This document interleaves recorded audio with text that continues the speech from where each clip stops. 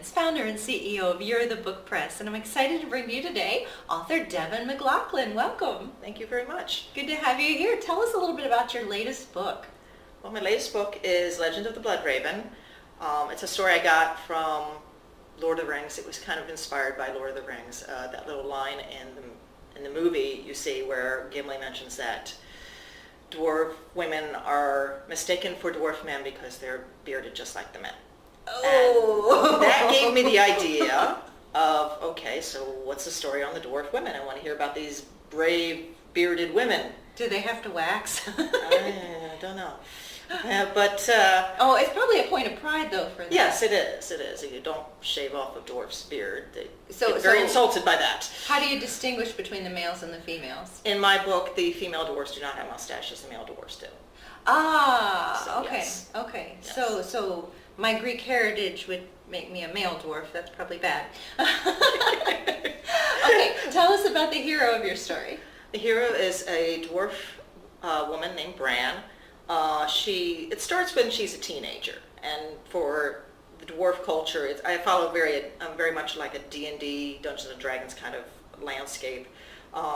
The dwarfs in my world, they mature by the time they're 7. Okay, all right. So their teenager is Yeah, the younger. teenager is like 5 or something like that. Okay. But yeah, she starts off as a teenager. What's her name? Her name's Bran, Okay. and she meets a farrier's son, and she gets involved with helping him shoe horses and train horses and all that kind of stuff because she's a blacksmith. Oh, is there like forge rivalry here? Is she better than him? Not exactly, no. She can forge, but she's never forged horseshoes. He can't forge. He's more of a trainer of horses than a blacksmith. Ah, so the dwarf blacksmith female and the human, Actually, is he more like a horse whisperer? in horses, it's called a farrier. Farrier is somebody who shapes metal for horses' feet. And okay. a blacksmith is somebody just who basically shapes metal, all kinds of metal, makes tools, things like that. But a farrier only does horseshoes. So that's a differentiation.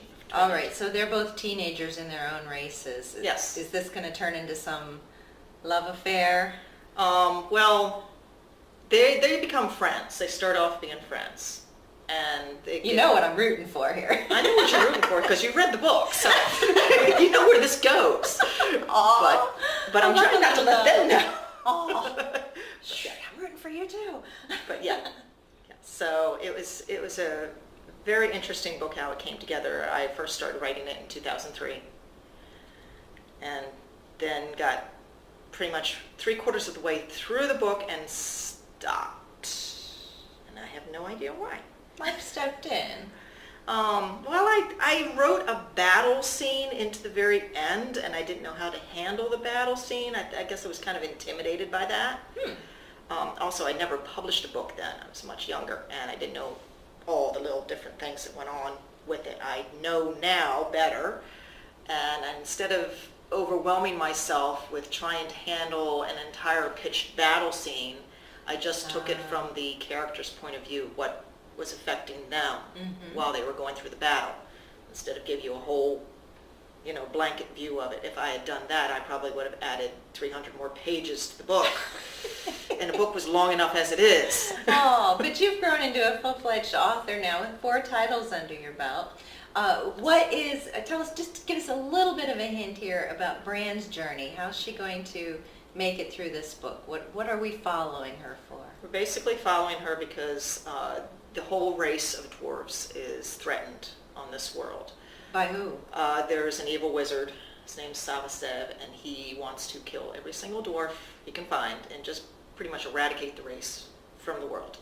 All right, so he's the bad guy. He's a bad guy, yeah. He's not good at all. Who's going to help Bran along the way? She runs into a kind of a motley assortment of people. Lots of other dwarves chip in. There's an elf involved.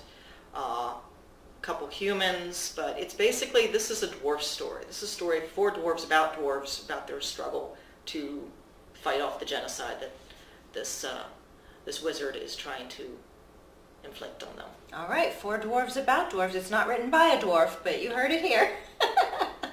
Can't wait to see the sequel. I'm plugging for this because you Yes. you leave the story here in such a place that I want to turn another page and Oh, don't worry, I'm 26 pages already into the sequel, so I can't stop writing right now. The story is going on, and I'm getting more and more ideas, and you're so gonna hate me.